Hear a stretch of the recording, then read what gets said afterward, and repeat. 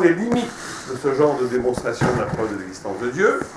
Et ce qui nous intéresse à nous, c'est de savoir qu'est-ce que la Torah nous demande par rapport à la notion de l'esprit, du rationnel, de l'irrationnel, de la conscience. Est-ce qu'il y a une obligation de penser ce genre de questions, ou au contraire, il ne faut pas y réfléchir parce que c'est mettre en cause la foi basique de nos ancêtres. Alors, on va voir que ces questions étaient abordées déjà par les Rishonim, par nos maîtres du Moyen-Âge, et même dans la Gemara, on voit déjà des discussions, non pas sur l'existence de Dieu, ça n'existe pas, mais des discussions sur les questions de Emouna. Donc, tout d'abord, ce qui est important de dire, c'est que il y a à peu près un siècle, 2 siècles, quand la science, il y a eu un tournant dans le monde où l'idéologie scientifique a commencé à conquérir les esprits, à cette époque, ce qu'on appelle l'époque de la Haskalah, des lumières, entre guillemets, ça peut être les ténèbres pour d'autres.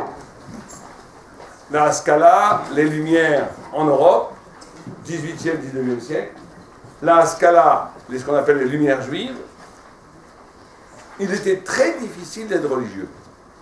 Très difficile. Pourquoi?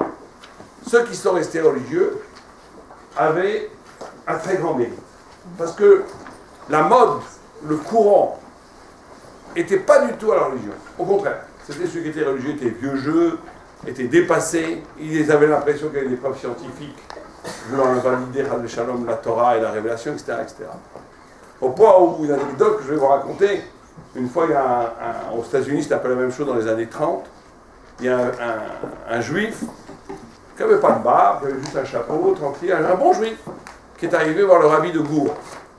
Et il a dit, je veux m'asseoir à côté du rabbi.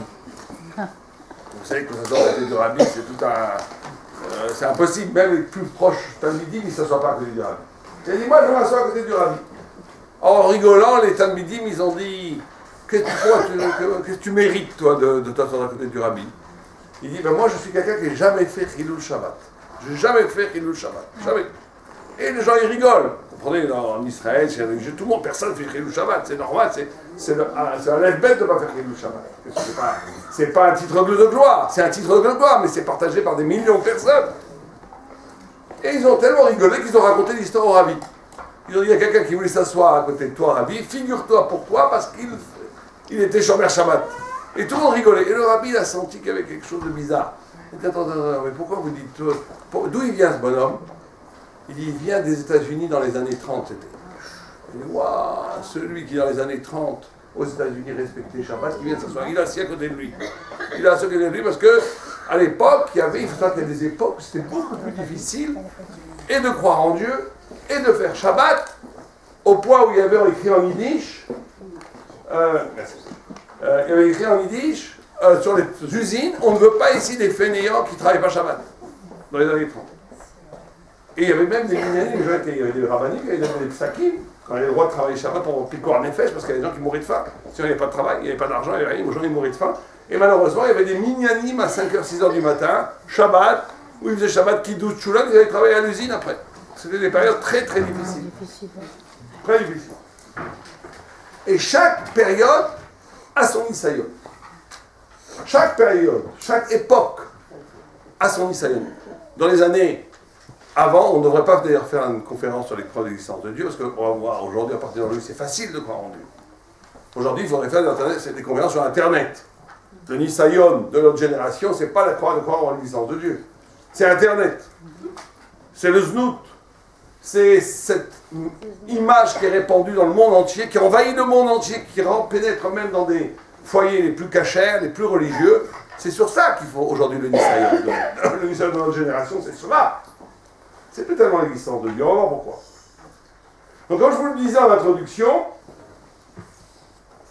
il y a un siècle, même 50 ans, 60 ans, on était, nous, par rapport à cette question d'existence de Dieu, très très mal au point.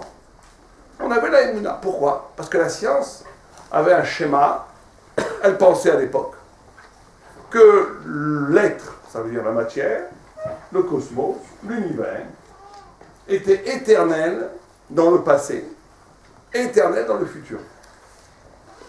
Ça ne bougeait pas. C'était un cosmos stable, qui ne bougeait pas, et qui était absolument statique. Sous le modèle d'Aristote et de d'autres penseurs, comme ça les gens pensaient. Or, il s'est passé des 40 dernières années un phénomène extraordinaire. C'est que la science, plus elle a avancé, surtout l'astronomie, plus elle a avancé, plus elle a découvert rigoureusement ce qui était décrit dans la Torah. Ce qui était décrit dans la Torah. Comment? D'abord, ils ont vu que, par les observations, que les galaxies n'étaient pas fixes, qu'elles s'éloignaient l'une de l'autre. Tout le monde, le cosmos, les galaxies, les planètes, les soleils, ne sont pas fixes. Elles s'éloignent l'une de l'autre, comme ça, dans un immense épanchement. Si elles s'éloignent, ça indique quoi? Qu'est-ce qu'il y avait au début? Si les galaxies, elles s'éloignent, qu'est-ce que ça veut dire? Qu'elles étaient collées. Donc il y a un point, au début, à l'origine, où tout était un, ça c'est scientifique, et que ça c'est un éloignement des galaxies qui fait que, à un moment donné, ça s'est complètement disloqué. L'univers, comme aujourd'hui, il est encore en mouvement, mais qu'il y a une origine, et que c'est pas stable. Parce que si le monde était stable, il ne bougerait pas, par définition. S'il était infini dans le passé, eh bien ça ne bougerait pas. Le fait qu'il y ait un mouvement des galaxies montre, de façon irréfutable, qu'il y a un début. Ça a été la première découverte qui a déjà complètement fissuré la pensée scientifique de l'époque. Deuxième découverte, qui a été le son diffus de l'univers, ça a été à peu près 30-40 ans, par deux hommes qui ont entendu un bruit. Ils ont entendu un bruit qui était égal partout. Tout autour d'eux, c'était égal. Et au début, ils croyaient que c'était des ondes, alors ils ont nettoyé les antennes. Et après ils ont découvert, en vérité, quelque chose, une expérience, qui prouvait ce qu'on appelle la théorie vulgairement du Big Bang. C'est-à-dire qu'au début, il y avait un point, tout petit. Tout petit. On ne va pas donner des chiffres, parce que des chiffres 1 pour un 29, c'est sûr, infini, très très petit. Qui avait une énergie infinie, pratiquement infinie. Et qui était, juste après le point zéro que personne ne connaît, une explosion qui a commencé toute l'histoire de l'univers. Et après 300 ans, parce que c'était trop opaque, il n'y avait pas de lumière, il y a eu le Big Flash, quand la lumière, quand les atomes sont assez aérés, assez refroidis, pour cette énergie incroyable, s'aère. Il y a eu les premiers éclats de la création, qui a donné un bruit diffus dans tout le cosmos. Et quand on dit cosmos, c'est des milliards de kilomètres, c'est plusieurs galaxies, nous on est une toute petite galaxie. Dans tout l'univers, qui s'est répandu de façon diffuse, à même intensité, dans toutes les directions. Et ça, ils l'ont perçu. Et ça a été une des preuves, pratiquement irréfutables, de la notion de la création du monde. En tous les cas, d'un début du cosmos, qui s'avance comme ça. Alors là, il y a une chose extraordinaire. C'est que maintenant, on a pratiquement prouvé, c'est un des cas énorme, encore aujourd'hui, ils ont découvert des particules qui prouvent qu'il y a un des derniers éléments qui manquait à la physique des particules, qui prouve qu'entre la particule, il y a de la masse. Donc, plus la science avance, ce qu'on appelle la particule de Higgs, plus la science avance, plus elle corrobore, elle affirme, elle confirme le fait que notre univers a un début. Et aujourd'hui, c'est ridicule de penser que l'univers est infini dans le passé. On sait que scientifiquement, c'est faux. Donc maintenant, qu'est-ce qu'on a? On a un problème. C'est qu'on a une révélation scientifique qui s'accorde parfaitement avec le récit biblique d'un univers qui a un début, pas encore créé. On ne parle pas encore de créer, qui a un début. Bon. Alors maintenant, qu'est-ce que les scientifiques vont faire avec ça? Est-ce qu'ils vont devenir tous religieux, mettre des tefilines? Ils vont tous se convertir en judaïsme? Puisque la Torah savait à 3000 ans, ce que la science a découvert à 30 ans. Oui ou non? Non. Non. Alors vous savez pourquoi? C'est extraordinaire. C'est la vengeance de Dieu. Je vais vous expliquer pourquoi. C'est l'ironie, la blague que Dieu fait. C'est qu'il y a 30 ans, 40 ans, 50 ans, 60 ans, 100 ans, 200 ans, quand les scientifiques arrivaient avec leur grande blouse blanche, sur deux, comme un scientifique peut l'être, que l'univers est infini en passé et tout. Et nous, on était misqués avec la barbe. les tefilines, on disait, eh ben écoutez, c'est très beau ce que vous dites avec vos bonnes paroles et tout, mais nous on sait que Hachem, il dit pas pareil. Bon. Emouna! Emouna! Aujourd'hui, mesdames, c'est exactement le contraire. J'étais à un colloque avec des scientifiques et je me suis permis de me moquer d'eux. En disant, mais parce que eux, ils ne peuvent plus dire Dieu. Ils ne peuvent pas dire Dieu. Vous savez pourquoi ils ne peuvent pas dire Dieu? Au point où j'étais avec un professeur dont je ne nommerai pas le nom. Je ne nommerai pas le nom, qui est religieux, qui fait le kidouche, qui a une barbe, une kippa noire. Mais comme il est professeur, bon, je ne sais pas comment on dit son nom, je ne veux pas le dire, même il prend dans une grande université française, il dit devant tout le monde, je ne peux pas, moi je ne suis pas créationniste. Je lui ai donné un coup de coude sous le manteau. Qu'est-ce que tu dis des bêtises? Tu fais le kidouche tous les vendredis soirs. Tu es créationniste, tu sais que Dieu a créé le monde. Mais si vous dites que vous êtes créationniste dans le milieu scientifique, c'est pire que les satmars. Vous êtes grillés. C'est l'orthodoxe. Vous n'avez pas le droit de dire Dieu. Si vous dites Dieu, vous n'êtes plus un professeur, vous êtes un maboule. C'est-à-dire que, regardez le retournement de situation. C'est que maintenant, eux, ils ont des dogmes qu'ils ne peuvent plus casser. Et pire que ça. Alors, comme ils ne peuvent pas dire Dieu, qu'est-ce qu'ils vont dire? Ils vont inventer une religion. Quelle est laquelle? Une des théories, il y en a plusieurs, je vais les exposer, une le plus aberrante que l'autre. Une des théories, c'est de dire qu'il y a un multivers. Il y a l'univers, mais il y a un multivers, comme des boules de champagne. Imaginez que vous avez des boules de champagne. Et nous, on est un univers, mais il y avait d'autres univers avant qu'on crée notre univers. Comme ça, ils disent. C'est une théorie scientifique. Cet univers qui a été créé avant, il n'a pas de masse, il n'a pas de matière, parce que la matière, c'est que dans notre univers. Il n'a pas de temps, il n'a pas d'espace. Je dis à quelqu'un en rigolant, on peut en rigoler, il faut quand même être respectueux, il faut comprendre leur position, mais quand même, je dis, vous inventez une religion maintenant, avec quelqu'un qui a créé le monde, qui n'a pas de masse, qui n'a pas de matière, qui n'a pas de temps, qui n'a pas d'espace. Nous, on l'appelle Hachem. Vous l'appelez comment, vous? Multivers? Bon, pourquoi pas, d'accord. Appelez-le multivers, si vous voulez. Mais même si on écoute ce qu'ils disent, ils ne veulent pas dire Dieu. Mais ça, c'est absolument pas prouvable scientifiquement. Vous le savez. C'est une théorie, c'est une religion. Alors, regardez aujourd'hui ce qui se passe. Regardez la blague que Dieu a faite. C'est une blague extraordinaire. C'est qu'il y a 100 ans, nous étions en position miskénim. On était au miskénim. Nos grands-parents, ceux qui sont restés religieux, que la cabane. C'est pour ça qu'il y en a plein qui sont restés religieux. Ce n'est pas une question économique et sociétale des sociétés qui ont évolué. C'est qu'à l'époque, celui qui croyait en Dieu, il était un idiot du village. C'était l'idéologie, c'était la modernité, la science, la culture, voilà, et on oublie la Torah. Et ceux qui sont restés fidèles à la Torah, c'était des Baal Emouna extraordinaires, qu'il faut se respecter, se pencher devant eux, s'incliner devant eux. Ils ont eu cette force de rester fidèles à la tradition d'Israël. Mais le côté de l'évidence intellectuelle était du côté des scientifiques. Aujourd'hui, l'évidence, quand on voit un monde qui est créé, qui vient de nulle part, l'évidence, c'est qu'il y a un créateur. C'est la logique pure. La logique pure, c'est quoi? C'est qu'il n'y a pas de conséquences sans cause, ça s'appelle la preuve ontologique. Il n'y a pas de conséquences sans cause. Toute conséquence a une cause. Or, l'univers, alors la seule réponse qu'on aurait pu donner à ça, à l'époque, c'était de dire, oui, il n'y a pas de cause puisque l'univers, il est infini dans le passé. Très bien, on était coincés. Mais maintenant qu'on a prouvé scientifiquement que l'univers a une cause, il a une cause. On le sait, scientifiquement. Donc on est obligé, pratiquement, l'évidence, c'est de poser que la cause de cette création est l'être transcendant qui peut créer le monde entier, qui est Dieu. C'est l'évidence. L'évidence intellectuelle. Pour ne pas accepter cette évidence, une partie de la communauté scientifique, pas tous, il y a des gens comme Eddington et d'autres qui sont des très grands scientifiques, des prix Nobel, qui disent, d'un point de vue, ils ne sont pas du tout religieux de tradition, ils disent l'évidence scientifique doit poser comme fait absolu la probabilité absolue que c'est un créateur qui a créé le monde. C'est scientifique de dire ça aujourd'hui.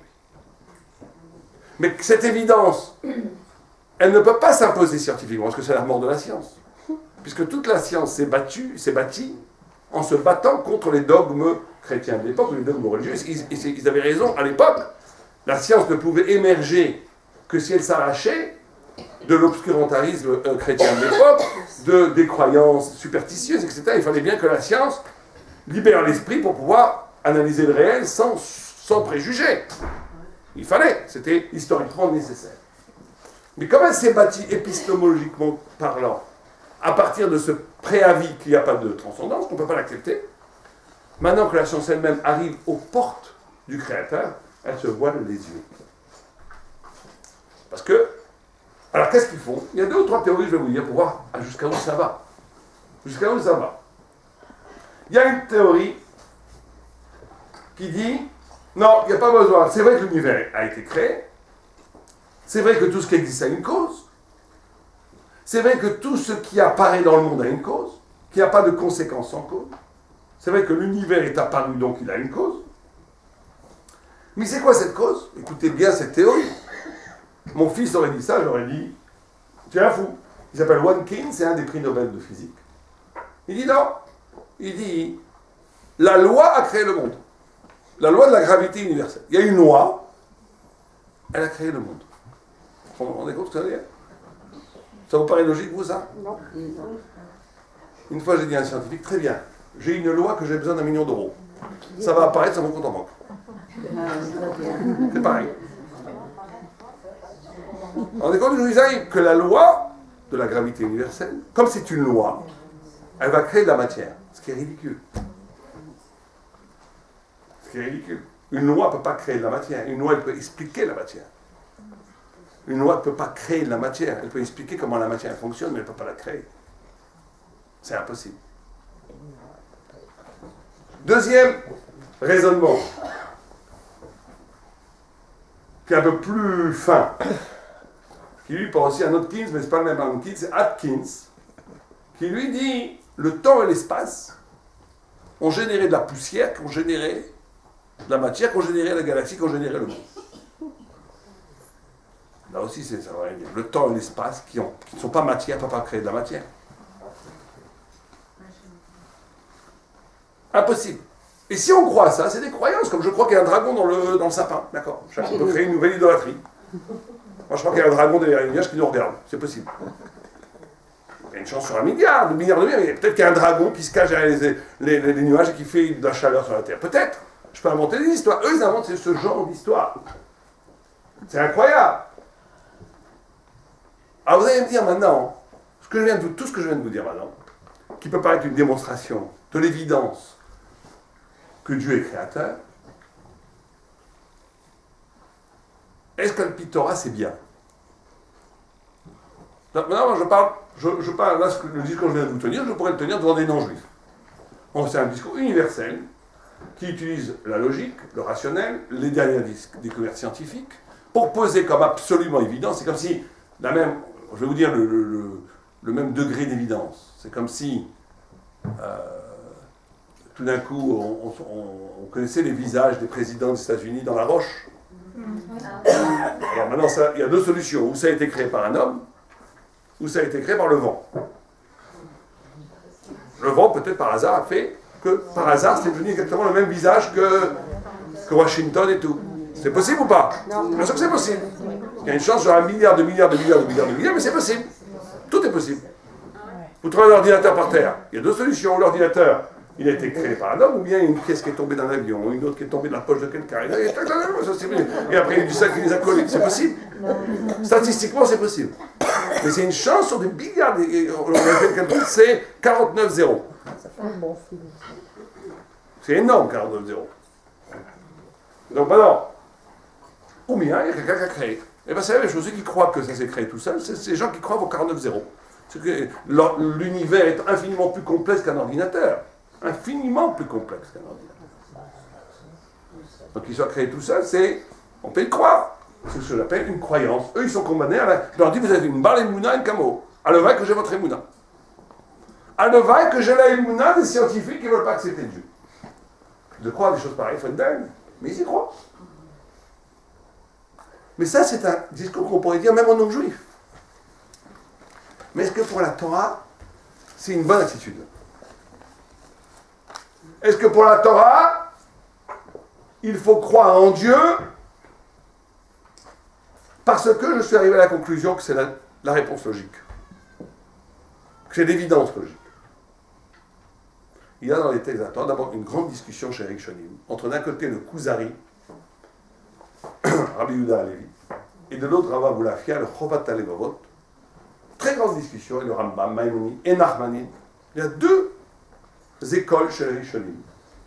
Certains qui disent Sur tout le genre de raisonnement que je vais vous faire, que je vous ai fait depuis 20 minutes, il ne faut pas le faire.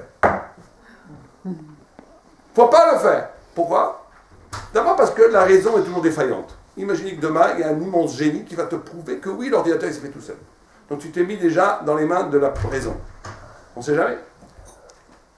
Deux, si tu commences à croire en Dieu parce que c'est logique, ça veut dire que tu es toi-même la propre référence de la vérité. Or, le juif a un rapport à la vérité de la révélation. C'est Dieu qui vient à lui, c'est pas lui qui va à Dieu. Abraham, il a déjà fait le travail, il a été à Dieu. Mais une fois qu'Abraham a découvert Dieu, et qu'il a donné sa vie, qu'il a été prêt à se jeter dans le Kivshadaesh, dans la fournaise ardente pour être fidèle à Dieu, maintenant dans les gènes du peuple juif, Gala Emouna. Et quand on a un rapport à Dieu qui passe par l'intellect, que par l'intellect, j'y crois parce que je t'ai prouvé, on trahit, d'après ces vues-là, d'après le Kuzari, d'après le Ramban, on trahit un rapport à Dieu qui ne passe pas par l'intelligence, qui est plus profond que l'intelligence. Et donc on n'aurait non seulement pas besoin des preuves de Dieu, mais elle serait nocive, elle ne serait pas bonne dans le rapport qu'on a à Hachem. Parce qu'on croit à Hachem, parce que c'est la vérité. Je vais vous donner un exemple dans le Midrash. Vous savez que Abraham Avinu, quand il a dit Dieu existe, Dieu est un, les idoles sont du mensonge. Nimrod, qui était le roi de l'époque, il a pris notre père, Abraham, le pauvre, 10 ans en prison. Peu d'en savent que Abraham Avinu était 10 ans en prison. Il a sorti de prison. Il a mis devant la fournaise ardente. Et il a dit, tu crois toujours en Dieu? Parce qu'à l'époque, de dire que Dieu existe, que les idoles c'est du mensonge, c'était détruire l'économie locale. Toute l'économie une grande partie de l'économie était basée sur le commerce des idoles. Donc imaginez quelqu'un qui a une parole qui serait écoutée par des millions de personnes, qui dirait il faut brûler le dollar et l'euro. Je vous en garantis qu'il trouverait une façon de le mettre en prison. Il dirait celui-là, c'est sûr. Il trouverait, s'il était vraiment dangereux pour la société, il trouverait une façon de le mettre en prison. C'est ce qu'ils ont fait à Abraham. Il le sort de prison au bout de 10 ans. Il le met devant la fournaise ardente, le Kivshadaesh. Et il lui dit, tu crois toujours que Dieu a créé l'homme? Il dit oui. Il dit, bah, tu vas mourir, on va te jeter dans le feu. Tu es subversif, tu es dangereux. Et à ce moment-là, le Midrash nous dit une phrase, qui dit à Abraham une phrase incroyable. Il dit, En manig babira. Il n'y a pas de patron dans le château.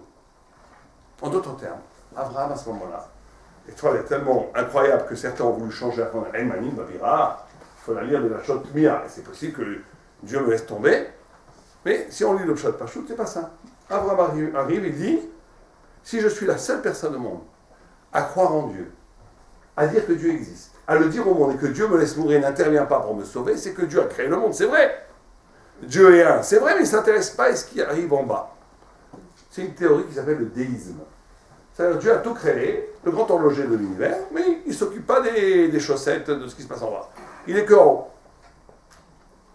Et à ce moment-là, on pousse Abraham dans le feu, et il va mourir. Et dans le feu, Dieu se révèle à Abraham, dans les flammes, et lui dit, Ani Mani Gabira. Je ne suis pas simplement le grand horloger de l'univers. Je ne suis pas simplement celui qui a créé le monde. Je suis celui qui intervient dans la vie de tous les jours. Oui, je regarde comment tu te brosses les dents. Shabbat, si tu fais saigner, tu seras puni.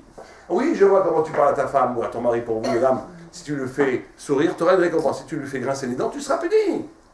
Oui, je regarde la halakha, elle ne te laisse pas tranquille. Même dans les toilettes, il y a des halakhot. Je regarde tout. Tout. Ani Mani Gabira. Je suis le patron dans le château. Je ne suis pas juste un Dieu créateur de l'univers. Et commence toute l'histoire du judaïsme. Ça, c'est le Midrash.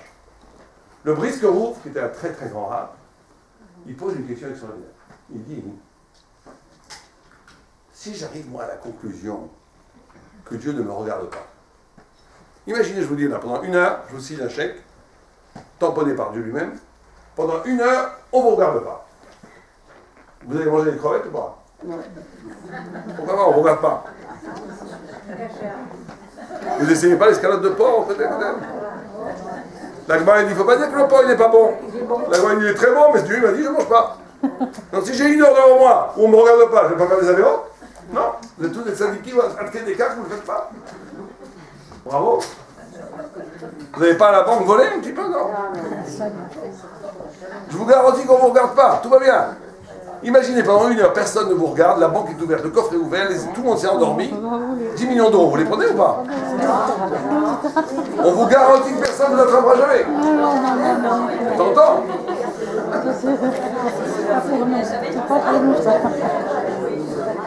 Pourquoi vous ne les prenez pas? La conscience. Vous ne les prenez pas? Non, sérieusement, vous ne prenez pas l'argent? Non, non, non. Pourquoi? Non, Dieu ne vous regarde pas. Je vous signe 1 heure que Dieu ne vous regarde pas.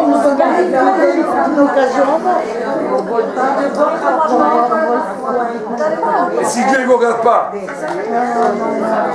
ne regarde pas, mais il est là. Alors vous êtes tellement intelligent. Il y a le beau Dieu. Vous êtes tellement intelligent, vous êtes plus fort que le brisqueroux, parce que le brisqueroux, il a dit, je ne comprends pas pourquoi il a sauté dans le feu Abraham. Puisque Dieu ne le regarde pas. Il n'a qu'à monter. Il n'y a pas d'épreuve, il ne me regarde pas. D'après la Ramina, d'après ce qu'il a dit, bien sûr qu'il regarde après. Après, il y a eu le retournement. Mais si on prend au sérieux avant il a cru que Dieu ne le regardait pas.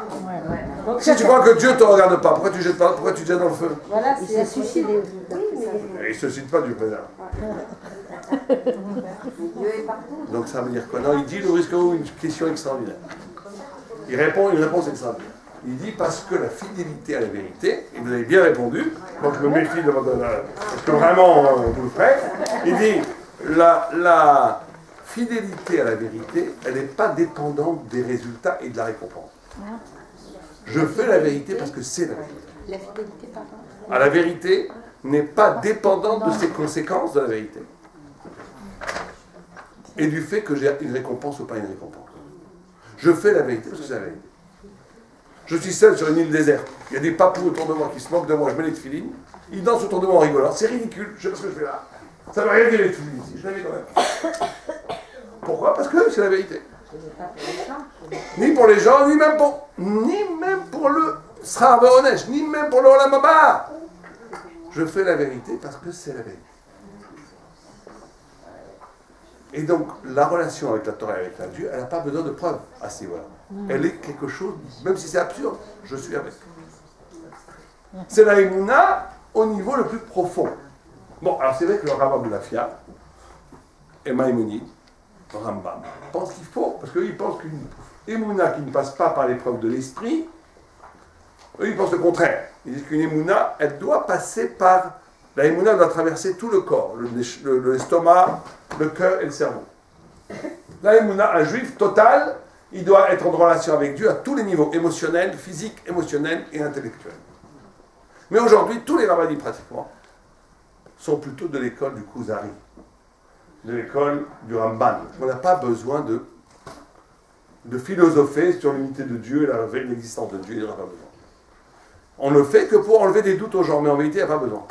Parce qu'il doit y avoir une relation directe avec Hachem, au sens où...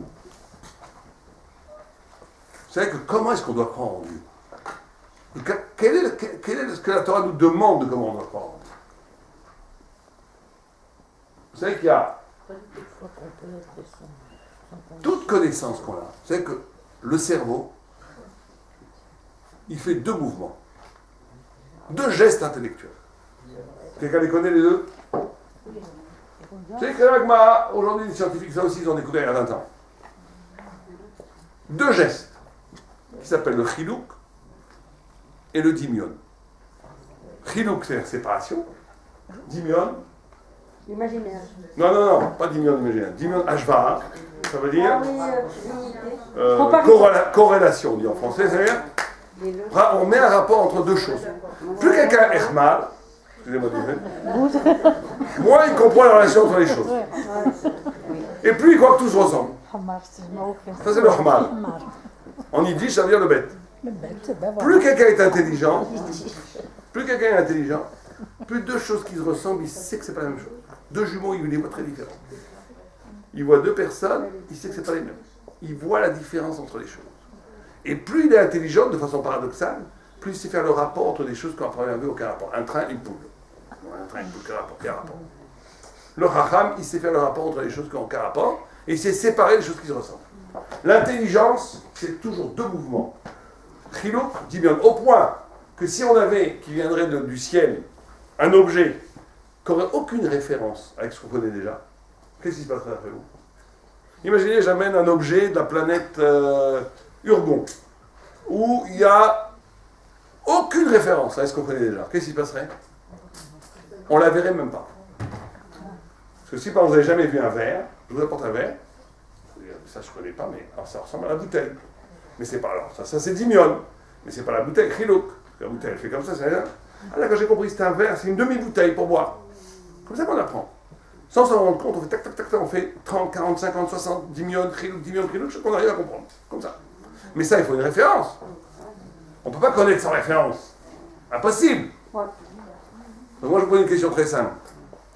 Elle est où la première référence? Le bébé, quand il commence à penser? Si on ne peut pas penser sans référence. Où est la première référence? Qu'est-ce qui fait qu'un bébé peut commencer à réfléchir? Mais c'est parce que sa mère lui Les parle. parents, et quand il a pu percevoir sa mère, les femmes. Mais sa mère lui parle. Et alors, quand il ne veut rien entendre, s'il n'a pas de référence, c'est comme du bruit. Si un ange vous parle, vous n'entendez rien. Le regard. Non, regarde quoi? L'émotion. Et l'émotion de quoi? Comment vous voulez que je comprenne quelque chose que je n'ai pas de référence? Donc il faut qu'il y ait quelque chose d'inné. La succion. L'oralité. L'oralité, la Vous succion. êtes trop religieuse. Soyons logiques. La succion de l'allaitement. On est pas religieux. L'embauche. Qu'est-ce qu'il y a quelque chose qui est de l'évidence? La succion de l'allaitement. Soi-même. Le malin de Prague, il dit que si je vous dis, essayez une fois pour rigoler à Purim, dit dans le Purim, tout le monde sait qu'on rigolera, mais un jour avant Purim, dites à quelqu'un, il fait nuit dehors, là maintenant. Et qu'est-ce qu'il va vous dire? Vous êtes fou. Deux qui vous disent, il fait nuit dehors, ils sont fous. Trois, tout le monde, tu vois pas qu'il fait nuit dehors. Je vous garantis, essayez, que cette personne va sortir Tout voir le le monde soleil. va dire. Non, non, elle va sortir voir le soleil, elle va douter. Si tout le monde lui dit ça, il dit peut-être qu'il fait nuit. Si je vous dis, vous n'existez pas. Deux, même s'ils sont 100 000, vous envoyez tous à l'hôpital psychiatrique. Je sais que j'existe. Je ne vais pas sortir dehors pour voir que j'existe. J'existe. Je sais. Je n'ai pas besoin de preuves. C'est une évidence que j'existe. Croire en Dieu, à la Torah, il faut écouter bien ça. Pour être yotse la mitzvah de Emouna, c'est de croire en Dieu au même niveau d'évidence que je sais que j'existe. Que je sais que j'existe. Si je crois en Dieu comme je sais qu'il y a le soleil dehors maintenant qu'il fait jour, vous n'êtes pas yotse. Vous n'avez pas fait la mitzvah. Un petit peu, mais pas complètement. On a fait la mitzvah de Emouna quand l'évidence, et ça on ne peut pas y arriver par les preuves de l'existence de Dieu. Les preuves, c'est toujours quelque chose d'extérieur. Une preuve, ça peut toujours être démonté. Alors c'est vrai qu'on peut la prouver à 99,999, 49,0. 49,9. Pas mal. Mais il reste toujours 0,0,0,0,0. Je vais toujours vous dire que peut-être l'ordinateur s'est fait tout seul. Allez savoir. Quand c'est entre la vie et la mort, peut-être je ne veux pas donner ma vie pour 99,9999. Alors que cet émouna dont on vous parle, c'est quelque chose au-delà de l'intelligence. C'est la révélation. Et c'est pire que ça, puisque Hillel Azaken, quand il est arrivé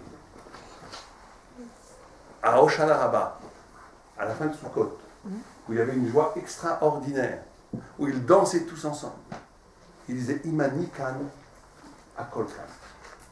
C'est quoi ce Ani? C'est moi. C'est quoi Akol? C'est Dieu. Certains disent c'est quoi? Il est devenu Balgava, et il est le deuxième homme le plus humble de la terre après Moshe. Si je suis là, tout est là. C'est quoi ce tout? C'est Hachem. Qu'est-ce que ça veut dire? Dire Rachid, c'est Rachid, là-bas dans le texte. Si je suis véritablement à m'écouter intérieurement moi-même, si j'arrive à ce point d'évidence de mon existence, si j'arrive à écouter le souffle de mon âme, si j'arrive à écouter le souffle de ma neshama, j'écoute le souffle de Dieu qui m'a créé. Comme ça qu'on apprend en Dieu. Le tzaddik, il peut faire des miracles, pas parce qu'il est mystique, il fait abracadabra. Abracadabra, c'est l'hébreu d'ailleurs. Abarak et Devara. Ils sont créés comme Abarak. Il arrive à faire des miracles parce qu'il se met en relation avec le souffle de Dieu qui est à l'origine de sa neshama, qui fait que son propre parole, c'est le hemsher, la suite du souffle de Dieu, qui crée des miracles. C'est ça croire en Dieu vraiment à toi. C'était une évidence. C'est pour ça qu'Am Israël est prêt à donner toujours sa vie pour la vérité. Parce qu'il a un rapport avec la vérité qui est plus fort que tout. Qui est à l'origine même de son identité. Le juif, il se connaît lui-même, et en se connaissant lui-même, il connaît Dieu. Il connaît Dieu, il devient lui-même. Yaakov, c'est Yud Kov. Yud, c'est le futur. C'est ce qui donne un futur. Kov, c'est la mort. Le peuple juif, c'est celui qui donne un futur qui est donné pour mort. C'est celui qui n'est pas déterminé par la matière, par la malédiction de la matière. Il est lié dans ses racines à l'infini, à l'éternité, à la révélation divine, à Dieu lui-même, dans son identité. C'est pour ça que même les juifs pas religieux, ils sont avec Dieu. Moi, une fois, je suis rentré, j'avoue ma faute en public, à Beaubourg. Vous connaissez Beaubourg à Paris? Pour aller voir un livre que j'avais besoin, pour un livre de Torah que j'écrivais, j'avais besoin d'avoir une référence que je ne trouvais pas ailleurs. J'entre à Beaubourg avec ma kippa, mes tzitzit, tout va bien. Il y a des goïms, je m'en fiche, je vais chercher mon livre. Tout d'un coup, je vois un gars qui arrive sur moi qui me saute dessus presque. Un vieux communiste, un juif, comme Krasouki. Vous connaissez Krasouki? Le même genre, le sosie de Krasouki. C'est-à-dire qu'il arrive comme ça, le nez comme ça, le vrai juif parlant yiddish et tout. Je suis communiste, je mange depuis à Kippour depuis 50 ans, je ne crois pas tout ça. Mais il n'arrête pas de m'embêter, de me parler de judaïsme, de Torah et tout. Et ses yeux pétillaient. Il voyait une kippa, comme s'il mourait de soif depuis 50 ans. Je dis c'est extraordinaire. Il est très sympa en plus. Je dis c'est extraordinaire de voir ça. Un juif, 50 ans au Parti communiste, le pauvre. 50 ans au Parti communiste. Bon, c'est vrai que c'est parce que les communistes ont sauvé son père des nazis et tout, donc il se sentait. C'est comme ça, il y a des histoires comme ça, où les gens ils ont été sauvés par les nazis grâce aux communistes. Après, ils ont été massacrés par Staline, mais bon, ça, ils ont oublié. Mais au moins, par fidélité, ils sont restés communistes. Et bon, c'était devenu ses copains et tout. Mais le gars, on voyait qu'il avait une passion. Mais à le vache, je dis, ses yeux étaient lumineux quand il me regardait. Et chaque fois que j'avais été 2-3 fois, il me sautait, il m'attendait. Et il voulait absolument me parler de Torah. Il me disait, alors ça, comment vous expliquez ça, et pourquoi la Shoah, et pourquoi... Mais c'était que Torah. C'était que l'illuminement des yeux. Je dis, ça c'est juif. Le gars, tu le mets 50 ans dans l'acide du Parti communiste. Rien fait, ça résiste. Il reste attaché à Dieu. Ah, il va jamais dire Dieu, il dit, je crois pas en Dieu, je mange un kippour et tout. Mais il est titillé au plus profond, parce que son identité, c'est Dieu. Am Israël, sa neshama la plus profonde, c'est la parole de Dieu. Donc il pourra monter en haut, en droite, il pourra faire toutes les aberrantes qu'il veut. Le polémisken, il se met des couches, des couches, des couches, des couches. Mais le fond, c'est Dieu. Le fond, et à ce niveau-là, ce n'est pas une question de preuve d'existence de Dieu. Il n'y a plus besoin de tout ça. C'est une question d'arriver à la vérité de soi-même. Et quand on arrive à la vérité de soi-même, on écoute l'écho divin qui est dans la Torah. On l'écoute, simplement. Après, il faut savoir le restituer, le faire partager, le faire circuler avec d'autres. Ça passe par l'étude de la Torah, par les petits coups d'amidot, par le fait de s'affiner intérieurement. Mais c'est ça la voie, en tous les cas du Kuzari de Ramban, qui est la voie d'aujourd'hui de nos Rambam. Il y a une dernière chose, que on arrive à 2h15, donc on ne va pas tout faire, mais on va faire quand même les choses les plus importantes. Il y a une deuxième chose qui est importante, c'est que vous savez que quand le monde a été créé, on reprend maintenant un petit peu la science, si vous préférez, il n'y avait pas d'anarchie depuis le début, il y avait déjà des réglages. Il y avait une trentaine, ça dépend une vingtaine selon les vues, chez les scientifiques je parle, de facteurs qui étaient à 20 décimales près, absolument précis, pour que le monde puisse avoir lieu. Ça veut dire que c'est pas que le monde c'est simple. La multiplication des atomes et les 20 principes, on appelle le principe d'entropie, les 20 principes ou les 30 principes ou les 40, on va en trouver encore d'autres, qui étaient nécessaires pour que l'univers se développe. Et il fallait que chaque principe soit réglé à 20 décimales près. Je ne sais pas si quelqu'un voit un peu des maths ici. Vous devez savoir que c'est énorme, énorme. C'est des milliards de... C'est d'une finesse incroyable. Et chaque principe devait correspondre avec l'autre. C'est une harmonie parfaite, absolument divine, à l'origine même de l'univers. Et des choses, après, qui se reproduisent dans la nature. Vous savez que les flamants roses, pourquoi ils sont roses? Parce qu'ils mangent des crevettes, bravo. Parce qu'ils mangent des crevettes. Et pourquoi ils ont besoin d'être roses? Parce que sinon ils ne se reconnaissent pas, ils ne se reproduisent pas. Allez, c'est l'harmonie. Il a fallu que. Ça, c'est la nature qui fait ça, que les crevettes elles sont rondes, sont données du rond. Et ça, c'est un exemple parmi des milliards d'exemples. Et chaque exemple, s'il n'y avait pas, ça serait toute la chaîne de la flore qui mourrait. Donc tout se tient et tout est incroyable. Il y a aussi une harmonie dans les pétales et une symétrie absolue des choses.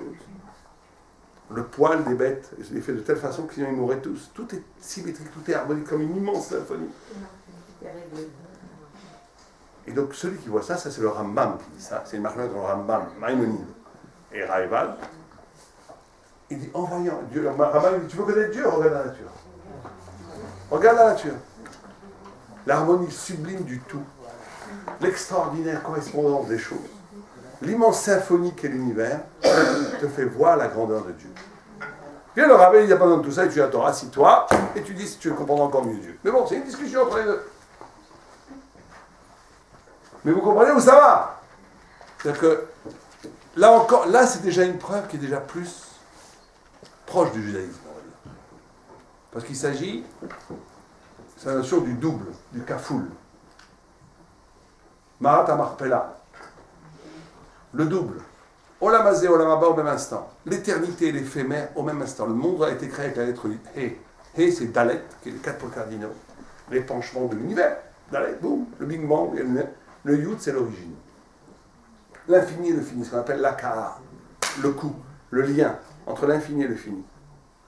C'est-à-dire que chaque événement, chaque endroit, chaque visage, un tzaddik, chaque visage qu'il regarde, ça lui fait une lumière qui ouvre une partie de son âme qui aurait été fermée sans la rencontre de l'autre. L'intelligence, c'est la capacité d'être. Si je vous demandais quelle est la qualité la plus importante pour être intelligent, qu'est-ce que vous me direz? Comprendre. L'adaptation. Moi j'ai Vous pouvez dire ça? Il dit non. Il dit la curiosité. C'est la façon d'être être sensible à ce qui n'est pas toi. L'idiot, il est toujours comme lui-même, comme le paysan. Il pense qu'à la vache, vous lui faites écouter de la musique, il dit c'est quoi ça sert à faire le lait?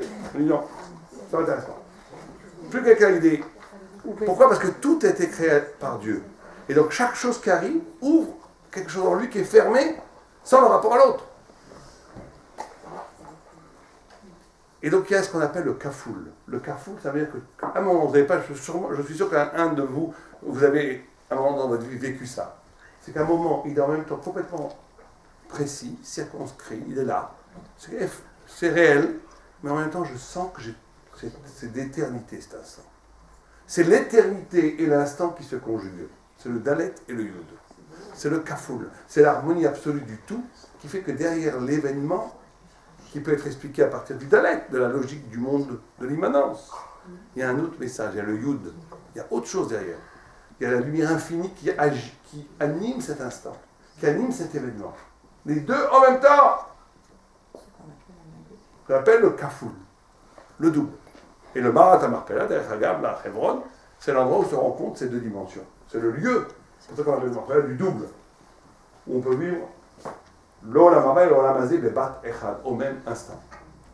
Et donc, cette harmonie totale du tout, le fait que tout se rejoint, que tout est lié à autre chose que lui-même, ça ouvre une perspective aussi d'existence. C'est-à-dire que nous, un juif, il ne se vit jamais que comme individu, que pour lui. Il se vit toujours à l'actif du peuple d'Israël, même à l'actif de l'universel, de toute l'humanité entière. On dit qu'un juif, c'est celui qui a compris que le monde, il est moitié méritant, moitié coupable. Je suis moi-même moitié méritant, moitié coupable. Si je fais un acte positif, je sauve le monde. Je fais un acte négatif, je détruis le monde. Chaque acte, il est infiniment responsable.